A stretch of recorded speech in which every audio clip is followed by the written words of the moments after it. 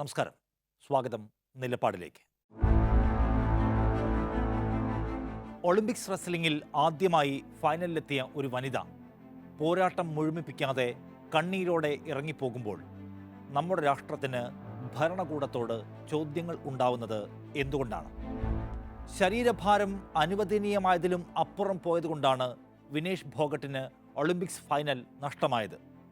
പക്ഷേ അത് നിഷ്കളങ്കമായി വിശ്വസിക്കാൻ രാജ്യത്തെ നല്ലൊരു വിഭാഗം പൗരന്മാർ തയ്യാറാകുന്നില്ല. ആരാണ് വിനേഷ് ഫോഗട്ടിനെ ചതിച്ചത് എന്ന് അവർ ഉച്ചത്തിൽ ചോദിക്കുന്നു. ഫൈനലിന് തൊട്ടുമുൻപ് വിനേഷിന് ഭാരം കൂടിയതിന് ആരാണ് ഉത്തരവാദിയെന്ന് അന്വേഷിക്കണമെന്ന് അവർ സർക്കാരിനോട് ആവശ്യപ്പെടുന്നു. സ്വന്തം രാജ്യത്തിനാൽ ചവിട്ടേറ്റ താരമെന്ന് സഹതാരങ്ങൾ വിനേഷ് ഫോഗട്ടിനെ കുറിച്ച് എഴുതുന്നു. ചരിത്രത്തിൽ ഇടം പിടിച്ചേക്കാവുന്ന ഒരു മെഡൽ നമുക്ക് നഷ്ടമാകുമ്പോൾ രാജ്യം ഒരേ സ്വരത്തിൽ സങ്കടപ്പെടുകയും അതിൽ ഭരണകൂടം മാത്രം സംശയനിഴലിൽ അപ്പുറത്ത് നിൽക്കുകയും ചെയ്യുന്നത് എന്തുകൊണ്ടാണ്? അഭിമാന താരം അടിതെറ്റി വീഴുമ്പോൾ വലതുപക്ഷ വെട്ടുകിളിക്കൂട്ടം പരിസരം മറന്ന് ആഘോഷിക്കുകയാണ്. അസഭ്യവാക്കുകൾ കൊണ്ട് അവരെ മൂടുകയാണ്. ആരാണ് ഈ സാഹചര്യത്തെ വിശദീകരിക്കേണ്ടത്? മെഡൽ നഷ്ടത്തിൽ വീണുപോയ വിനേഷിനെ ചേർത്തുപിടിക്കുന്ന പ്രധാനമന്ത്രി എല്ലാ വിഷമസന്ധികളിലും അവരെ അങ്ങനെ ചേർത്തുപിടിച്ചിരുന്നോ? അവരുടെ കണ്ണീര് കണ്ടിരുന്നോ? വിനേഷിൻ്റെ തോൽവി ആഗ്രഹിച്ചവർ ഇവിടെ തന്നെ ഉണ്ടായിരുന്നോ? ഉണ്ടെങ്കിൽ ആരാണവർ? ഒളിമ്പിക്സ് പോരാട്ടത്തിൽ ഇന്ത്യയിലേക്ക് ചരിത്ര മെഡലുകളിൽ ഒന്ന് കൊണ്ടുവരാൻ കഴിയുമായിരുന്ന വിനേഷ് ഫോഗട്ട് നിർഭാഗ്യകരമായ ഒരു അധ്യായത്തോടെ കരിയർ അവസാനിപ്പിച്ച് മടങ്ങിയിരിക്കുന്നു.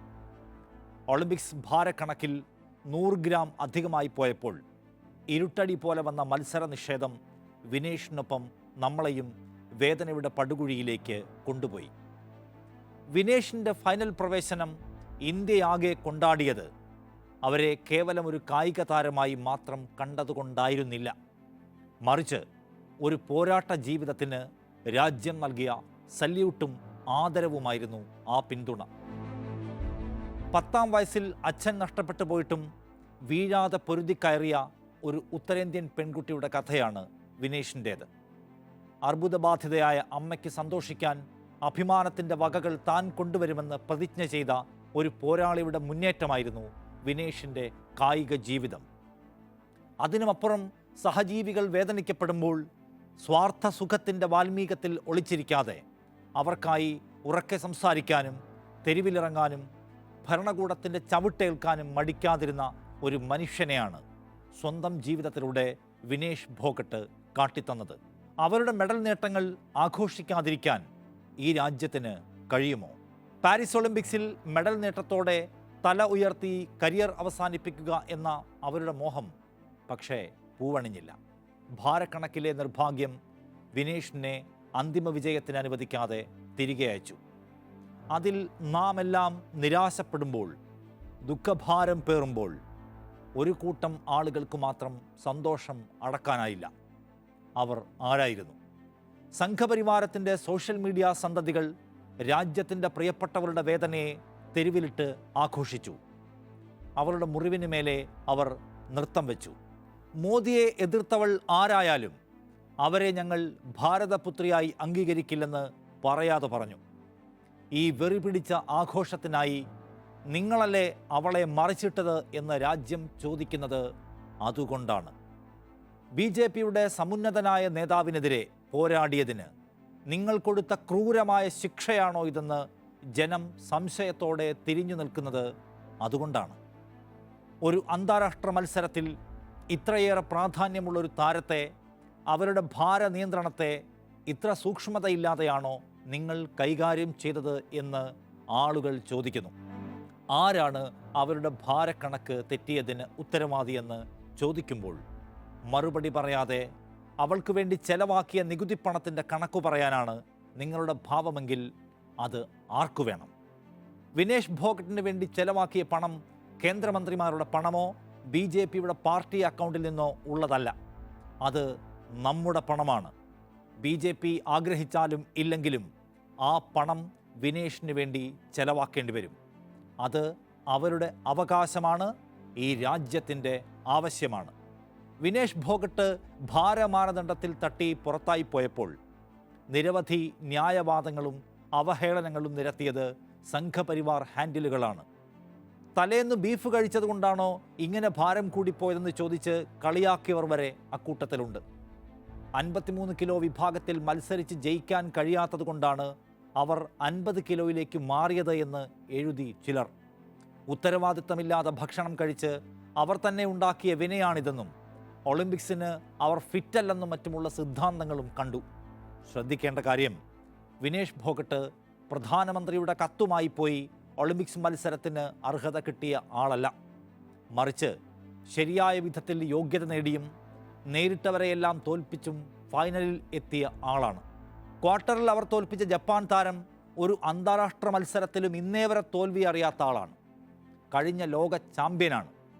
അവരെയും തോൽപ്പിച്ചാണ് വിനേഷ് അന്തിമ മത്സരത്തിലേക്ക് ചുവടുവെച്ചത്. അവരെ അശ്രദ്ധയുള്ള, അർഹതയില്ലാത്ത താരം എന്നൊക്കെ വിളിക്കുന്നത് എന്തുമാത്രം വലിയ വിവരക്കേടായിരിക്കും.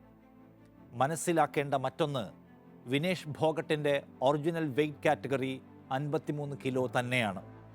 പക്ഷേ ഇത്തവണ ആ 53 കിലോയിൽ ഇന്ത്യക്ക് വേണ്ടി മത്സരിച്ചത് അങ്കിം പങ്കൽ എന്ന താരമാണ്. കാരണം കഴിഞ്ഞ വേൾഡ് ചാമ്പ്യൻഷിപ്പിൽ മത്സരിച്ച അവർക്കാണ് ഇത്തവണ കോട്ട അനുവദിക്കപ്പെട്ടത്. സ്വാഭാവികം, വിനേഷ് ആ ചാമ്പ്യൻഷിപ്പിൽ പങ്കെടുത്തിരുന്നില്ല. കാരണം എന്തായിരുന്നു? സഹപ്രവർത്തകരായ പെൺകുട്ടികൾക്ക് നേരെ ഗുസ്തി ഫെഡറേഷൻ തലവനായ BJP നേതാവ് നടത്തിയ ലൈംഗിക അതിക്രമമടക്കമുള്ള കുറ്റങ്ങൾ, അവയ്ക്കെതിരെ നടപടി ആവശ്യപ്പെട്ട് സമരത്തിലായിരുന്നു അവർ. കരിയറിലെ ഏറ്റവും പ്രധാനപ്പെട്ട ഒരു കാലം അവർ ആ സമരത്തിനായി ബലി കഴിച്ചു. അങ്ങനെ മറ്റൊരാൾക്ക് അവരുടെ വെയ്റ്റ് കാറ്റഗറി അനുവദിക്കപ്പെട്ടു. മറ്റ് സാധ്യതകൾ ഇല്ലാതിരുന്ന വിനേഷ് 50 കിലോ വിഭാഗത്തിലേക്ക് പോകാൻ നിർബന്ധിതയായി. 53-ൽ മത്സരിക്കേണ്ടത് ആരെന്ന് തീരുമാനിക്കാൻ 4 പേരെ ചേർത്ത് ക്വാളിഫയർ നടത്തുമെന്നും അതിലെ വിജയിക്ക് നിലവിലെ കോട്ട കിട്ടിയ ആളുമായി മത്സരിച്ച് അവസാന തീരുമാനമാക്കും എന്നൊക്കെ ഗുസ്തി ഫെഡറേഷൻ്റെ അഡ്ഹോക് കമ്മിറ്റി വാഗ്ദത്തം ചെയ്തിരുന്നുവെങ്കിലും അതൊന്നും ഫലത്തിലെത്തിയില്ല. റെസ്ലിംഗ് ഫെഡറേഷൻ അഡ്ഹോക് കമ്മിറ്റിയുടെ ട്രയലൊക്കെ എടുത്തു കളഞ്ഞു.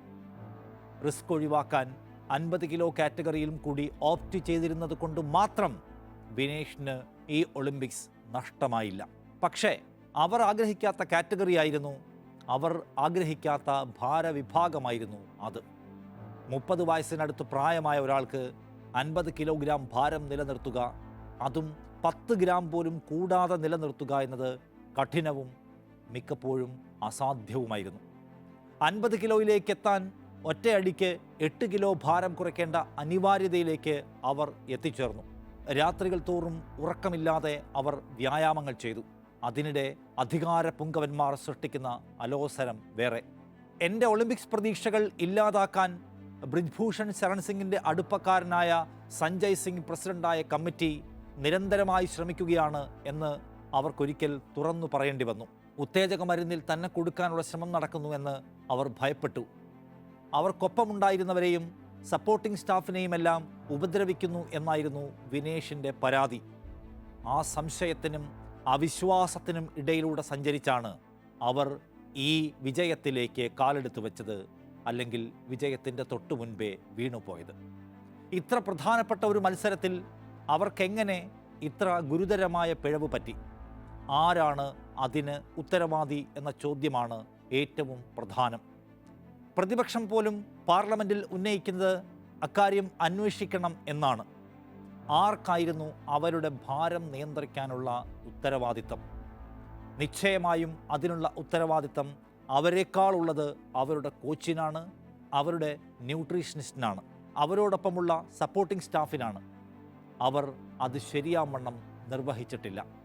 അത് പിഴവാണോ, അബദ്ധമാണോ, മനഃപൂർവ്വമാണോ പോലെയുള്ള ചോദ്യങ്ങളാണ് അഭിസംബോധന ചെയ്യപ്പെടേണ്ടത്. അതിനുത്തരം കണ്ടെത്തുകയും ഉത്തരവാദിത്തം ആരിലായാലും അവരതിന് സമാധാനം പറയുകയും വേണം. മത്സരത്തിൽ മാത്രം ശ്രദ്ധിക്കേണ്ട താരത്തെ മറ്റ് കാര്യങ്ങളിൽ സഹായിക്കാനും പ്രൊഫഷണലായി അസിസ്റ്റ് ചെയ്യാനുമാണ് നാം പണം കൊടുത്ത് സംവിധാനങ്ങളെയും ഡോക്ടർമാരെ വരെയും നിയോഗിച്ചിട്ടുള്ളത്. അവർ എന്താണ് ചെയ്തത്?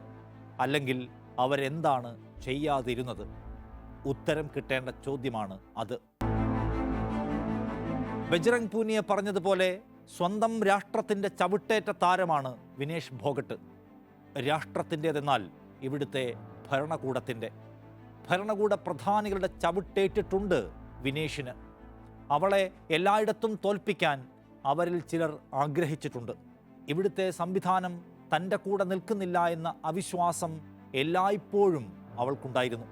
ഒപ്പമുണ്ടെന്ന സന്ദേശം വിനേഷിന് നൽകുന്നതിൽ പരാജയപ്പെട്ട ഭരണകൂടമാണ് ഇന്ത്യ ഭരിക്കുന്നത്.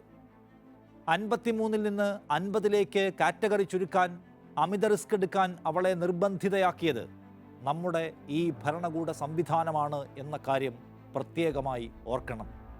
അവിടെയാണ് ഈ അപ്രതീക്ഷിത വീഴ്ചയുടെ ഒരു വഴി തുടങ്ങുന്നത് എന്നുകൂടി മനസ്സിലാക്കുക.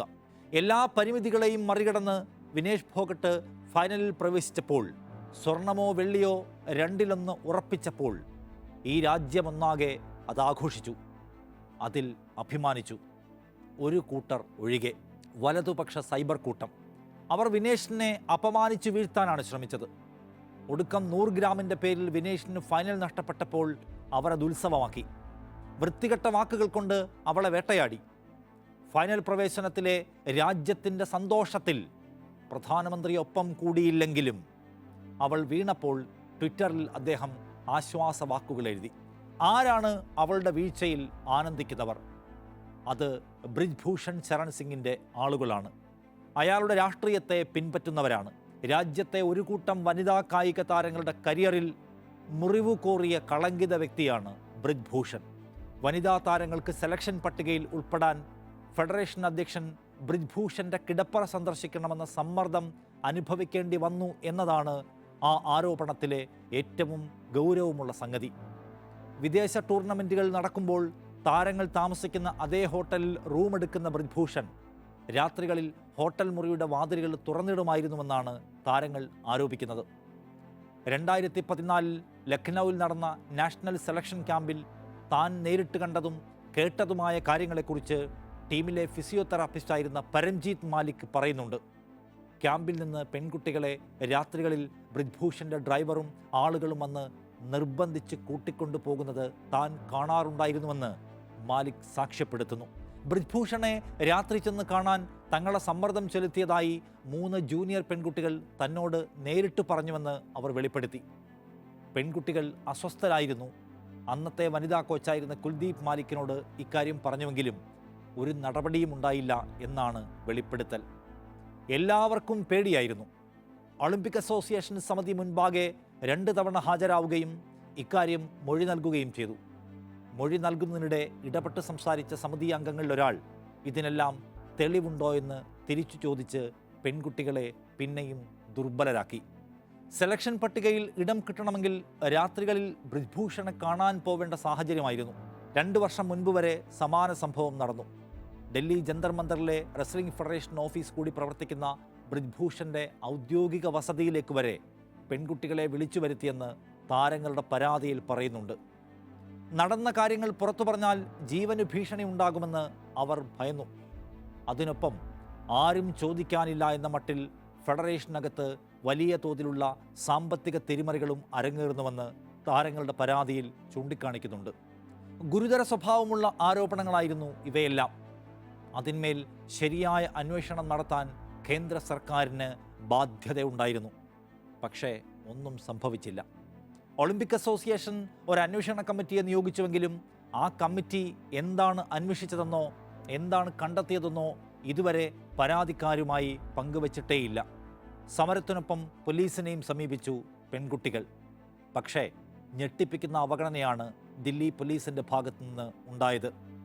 പരാതിക്കാരിൽ ഒരാൾക്ക് പ്രായപൂർത്തിയായില്ല. പോക്സോ പ്രകാരം ഉടനടി കേസെടുത്ത് പ്രതിയെ അറസ്റ്റ് ചെയ്യേണ്ടതാണ്. പക്ഷേ പോലീസ് ആ പരാതിയോട് മുഖം തിരിച്ചു നിന്നു. ആ സമീപനത്തിലുണ്ട് ബ്രിജ്ഭൂഷൺ ശരൺ സിംഗിൻ്റെ ഭരണകൂട സ്വാധീനം, അല്ലെങ്കിൽ അയാൾ കേന്ദ്ര സർക്കാരിന് എന്തുമാത്രം വേണ്ടപ്പെട്ട ആളാണ് എന്ന സത്യം. ഒടുവിൽ സുപ്രീം കോടതിക്ക് ഇടപെടേണ്ടി വന്നു ആ പരാതിയിൽ കേസെടുക്കാൻ. കൊണാട്ട് പ്ലേസിലെ പോലീസ് സ്റ്റേഷനിൽ 7 വനിതാ ഗുസ്തി താരങ്ങൾ നൽകിയ പരാതി പ്രകാരമാണ് 2 FIRകൾ എടുത്തത്. അതിലെ ഉള്ളടക്കം ഞെട്ടിക്കുന്നതാണ്. ശ്വാസപരിശോധനയുടെ പേരിൽ വനിതാ താരങ്ങളുടെ ഷർട്ട് മാറ്റി അപമര്യാദയോടെ തൊട്ടു. ലൈംഗിക ഉദ്ദേശത്തോടെ ശരീരത്തിൽ പല ഭാഗത്തും തടവി. പരിക്കുകൾക്ക് ഗുസ്തി ഫെഡറേഷനിൽ ചികിത്സ നൽകുന്നതിന് പകരമായി ലൈംഗിക സ്വഭാവമുള്ള പ്രത്യുപകാരങ്ങൾ ആവശ്യപ്പെട്ടു. താരങ്ങളുടെ തികച്ചും വ്യക്തിപരവും സ്വകാര്യവുമായ കാര്യങ്ങളിൽ നിരന്തരം ഇടപെടാൻ ശ്രമിച്ചു തുടങ്ങി ഗുരുതര സ്വഭാവമുള്ള ആരോപണങ്ങളാണ് ബ്രിജ്ഭൂഷൺ ശരൺ സിംഗ് എന്ന BJP നേതാവിനെതിരെ FIRലുള്ളത്. പരിശീലകനോ ഡയറ്റീഷ്യനോ അംഗീകരിക്കാത്ത ഭക്ഷണ പദാർത്ഥങ്ങൾ കഴിക്കാൻ നിർബന്ധിച്ചുവെന്നും പ്രായപൂർത്തിയാകാത്ത പെൺകുട്ടിയുടെ നെഞ്ചിൽ അനുമതിയില്ലാതെ സ്പർശിക്കുകയും മോശം ഉദ്ദേശത്തോടെ തടവുകയും ചെയ്തുവെന്നും വനിതാ താരങ്ങളുടെ പരാതിയിലും FIRലും പറയുന്നു. മുറിയിൽ നിന്ന് പുറത്തിറങ്ങുമ്പോൾ കൂട്ടമായി മാത്രമേ സഞ്ചരിക്കൂവെന്നും ഒറ്റയ്ക്ക് കണ്ടാൽ അശ്ലീല സ്വഭാവമുള്ള ചോദ്യങ്ങളുമായി ബ്രിജ്ഭൂഷൺ പിറകെ കൂടുമെന്നും താരങ്ങൾ പറയുമ്പോൾ നാം എത്ര തലകുനിച്ച് അത് കേൾക്കുന്നു. പിന്നെയുമുണ്ട് നമുക്കിവിടെ പറയാൻ പ്രയാസം തോന്നും വിധമുള്ള ക്രൂരമായ അതിക്രമങ്ങളുടെ വിശദാംശങ്ങൾ. ബ്രിജ്ഭൂഷൺ എന്ന BJP നേതാവിനെതിരെ വനിതാ താരങ്ങൾ ഉന്നയിക്കുന്ന പരാതിയെ കൂടുതൽ ഗൗരവത്തോടെ കാണാൻ നമ്മെ പ്രേരിപ്പിക്കുന്നത് അയാളുടെ ചരിത്രവും പശ്ചാത്തലവുമാണ്. ആളുകൾ എന്തു പറഞ്ഞാലും വേണ്ടില്ല, ഞാനൊരു കൊലപാതകം നടത്തിയിട്ടുണ്ട് എന്ന് ഒരു മാധ്യമാഭിമുഖത്തിൽ തുറന്നു പറഞ്ഞയാളാണ് ബ്രിജ്ഭൂഷൺ. ലോകത്ത് ഒരു കുറ്റവാളിയും ഒരു പക്ഷേ സമ്മതിക്കാത്ത കാര്യം. ഇതിൽ തന്നെ അയാളുടെ ഹുങ്ക് എത്രയുണ്ടെന്ന് മനസ്സിലാക്കാം. ആ തുറന്നു പറച്ചിലിൻ്റെ പേരിൽ എന്തെങ്കിലും പോലീസ് നടപടികളോ വിചാരണയോ നേരിടേണ്ടി വന്നിട്ടില്ല ബ്രിജ്ഭൂഷണ്. 2019 ലോക്സഭാ തെരഞ്ഞെടുപ്പിൽ സമർപ്പിച്ച സത്യവാങ്മൂലത്തിൽ കൊലപാതക ശ്രമമടക്കം 4 ക്രിമിനൽ കേസുകളിൽ പ്രതിയാണെന്ന് ബ്രിജ്ഭൂഷൺ തന്നെ സാക്ഷ്യപ്പെടുത്തുന്നുണ്ട്. ഗുസ്തി താരങ്ങളുടെ പരാതിയുമായി ബന്ധപ്പെട്ട് ഏറ്റവും അപഹാസ്യമായൊരു നിലപാട് ഒളിമ്പ്യൻ PT ഉഷയുടേതാണ്, നമ്മുടെ പയ്യോളി എക്സ്പ്രസിൻ്റേത്. BJP സർക്കാരിൻ്റെ നോമിനിയായി ഇന്ത്യൻ ഒളിമ്പിക് അസോസിയേഷൻ്റെ തലപ്പത്തിരിക്കുന്ന അവർ ഒരു മനസ്താപവുമില്ലാതെ ഈ സ്ത്രീകളുടെ സമരത്തെ തള്ളിപ്പറഞ്ഞു എന്നതാണ് ഞെട്ടിച്ചത്. സമരം രാജ്യത്തിൻ്റെ യശസ്സിനെ അപകടപ്പെടുത്തുന്നതാണെന്ന് അവർ പറഞ്ഞു. അഭിമാനകരമായ നേട്ടങ്ങളിലൂടെ രാജ്യത്തിൻ്റെ യശസ്സുയർത്തിയ താരങ്ങൾക്ക് തെരുവിൽ സമരം ചെയ്യേണ്ടി വരുന്നത് എന്തുകൊണ്ടെന്ന് ചിന്തിക്കാൻ ഉഷ സമയം കളഞ്ഞില്ല. ബ്രിജ്ഭൂഷൺ എന്ന ക്രിമിനൽ പശ്ചാത്തലക്കാരൻ ഗുസ്തി ഫെഡറേഷൻ്റെ തലപ്പത്തിരുന്നതിലോ അയാൾക്കെതിരെ ഉയർന്ന ബലാത്സംഗ പരാതിയോ ഉഷയ്ക്ക് വിഷയമല്ല. സ്വന്തം അക്കാദമിയിലെ പ്രശ്നങ്ങളുടെ പേരിൽ മാധ്യമങ്ങൾക്ക് മുന്നിൽ പൊട്ടിക്കരഞ്ഞ അതേ ഉഷയ്ക്കാണ് ഇവിടെ ഈ ഇരട്ടത്താപ്പ്. അഭിനവ് ബിന്ദ്രയും സാനിയ മിർസയും അടക്കമുള്ള താരങ്ങൾ സമരത്തെ പിന്തുണച്ച് രംഗത്തെത്തിയപ്പോൾ PT ഉഷ വഞ്ചനാപരമായ നിലപാടാണ് സ്വീകരിച്ചത്. നാം അത് മറന്നു പോവരുത്. ഐതിഹാസികമായ കർഷക സമരം അരങ്ങേറിയ കാലത്തും PT ഉഷയുടെ നിലപാട് ഇതുതന്നെയായിരുന്നു. വിദേശ ശക്തികളുടെ ടൂൾ കിറ്റ് സമരമെന്ന് ആ പ്രക്ഷോഭത്തെ BJPക്ക് വേണ്ടി അവർ ആക്ഷേപിച്ചു. ആ ഉഷ ഇപ്പോൾ ഈ നിർഭാഗ്യ നിമിഷത്തിൽ വിനേഷ് ഫോഗട്ടിനെ ചേർത്തു പിടിക്കുന്നത് നമുക്ക് അത്ര ദഹിച്ചേക്കില്ല. തങ്ങൾക്ക് കിട്ടിയ മെഡലുകൾ ഗംഗയിൽ ഒഴുക്കാൻ പോകുന്നുവെന്ന് പ്രഖ്യാപിച്ച് സമരം ചെയ്ത താരങ്ങൾ നദിക്കരയിലെത്തിയിട്ടും പ്രധാനമന്ത്രി ഒരക്ഷരം ശബ്ദിച്ചിരുന്നില്ല എന്നോർക്കണം. പ്രധാനമന്ത്രിയെ കാണാൻ വീട്ടുപടിക്കലെത്തിയ താരങ്ങൾക്ക് അനുമതി കിട്ടിയില്ല. നേടിയ മെഡലുകളിലൊന്ന് പ്രധാനമന്ത്രിയുടെ വീടിന് മുന്നിലെ റോഡിൽ വെച്ച് അവർ മടങ്ങിപ്പോയി. സമരക്കാരെ ദില്ലി പോലീസ് തെരുവിലിട്ട് വലിച്ചിഴച്ചു. അപ്പോഴൊന്നും പ്രധാനമന്ത്രി മിണ്ടിയിട്ടേയില്ല. നാരീശക്തിയെന്നും ബേട്ടി ബച്ചാവോ എന്നുമൊക്കെ മുദ്രാവാക്യം മുഴക്കാറുള്ള മോദി വനിതാ താരങ്ങളെ കേൾക്കാനോ ബ്രിജ്ഭൂഷണെ തള്ളിപ്പറയാനോ തയ്യാറായില്ല. ഉത്തർപ്രദേശിലെ ഹിന്ദുത്വ രാഷ്ട്രീയത്തിലെ മുടിചൂടാമന്നനായ ബ്രിജ്ഭൂഷണെ തൊട്ടാൽ അടിവേലിളകുമെന്ന ഭയം മോദിയെ നിശബ്ദനാക്കി. തൻ്റെ രാഷ്ട്രീയ നിലനിൽപ്പിനേക്കാൾ മറ്റൊന്നും തനിക്ക് വലുതല്ലെന്ന് മോദി ഊന്നി തെളിച്ചപ്പെടുത്തി. ഭാരതപുത്രി, രാഷ്ട്രത്തിൻ്റെ മകൾ പോലെയുള്ള പ്രയോഗങ്ങൾ അപ്പോഴദ്ദേഹം അട്ടത്തുവെച്ചു. ഇരകളെ ചേർത്തു പിടിക്കാനോ അവർക്കായി നിയമത്തിൻ്റെ കിരണങ്ങൾ നീട്ടിക്കൊടുക്കാനോ ഭരണകൂടം ഇഷ്ടപ്പെട്ടില്ല. പ്രായപൂർത്തിയാകാത്ത കുട്ടികളടക്കം പരാതിക്കാരായ ആ സമരത്തെ രാഷ്ട്രീയ സമരമെന്നും ദുരുദ്ദേശ നീക്കമെന്നുമൊക്കെ വിളിച്ച് ആക്ഷേപിക്കുകയാണ് BJP നേതാക്കളും ബ്രിജ്ഭൂഷണും ചെയ്തത്. രാത്രി സമരവേദിയിലെത്തിയ ഡൽഹി പോലീസ് സമരക്കാരെ ആക്രമിച്ച് പരിക്കേൽപ്പിച്ചത് ലോകം കണ്ടു. ആ സമരക്കാരിൽ ഒരാൾ ഒരു അന്താരാഷ്ട്ര വേദിയിൽ വീണുപോയാൽ ബ്രിജ്ഭൂഷണും അയാളുടെ കൂട്ടക്കാർക്കും വേദനിക്കുമോ? ഇല്ലെന്ന് മാത്രമല്ല, വീണവളുടെ ദുര്യോഗം ആയുധമാക്കി ആഘോഷിക്കാനും അവർക്ക് മടിയുണ്ടാവില്ല. ആ അറപ്പില്ലായ്മയാണ് ഇന്ന് നാം സോഷ്യൽ മീഡിയയിൽ കാണുന്നത്. എല്ലാം മാറ്റിവെച്ചാലും വിനേഷിൻ്റേത് വിജയിച്ച മടക്കം തന്നെയാണ്. തന്നെ വീഴ്ത്താൻ പണിയെടുത്ത മുഴുവൻ ദുഷ്ടശക്തികളോടും പൊരുതി നെറുകയിലെത്തിയ ശേഷമാണ് അവർ വീണുപോകുന്നത്. കായിക കരിയറിനൊപ്പം വിട്ടുവീഴ്ചയില്ലാത്ത സഹജീവി സ്നേഹത്തിൻ്റെയും നൈതിക ബോധത്തിൻ്റെയും കഥകൾ പഠിപ്പിച്ചാണ് അവർ പടിയിറങ്ങുന്നത്. ഇന്ത്യൻ കായിക ലോകവും വിശിഷ്യ അതിലെ വനിതാ താരങ്ങളും അവരോട് കടപ്പെട്ടിരിക്കുന്നു. പകർന്നു നൽകുന്ന പോരാട്ടവീര്യത്തിനും പ്രചോദനത്തിനും നമ്മുടെ വരും തലമുറകളും വിനേഷ് ഫോഗട്ടിൻ്റെ കഥ പഠിക്കട്ടെ. നിലപാട് പൂർണ്ണമാകുന്നു. നന്ദി.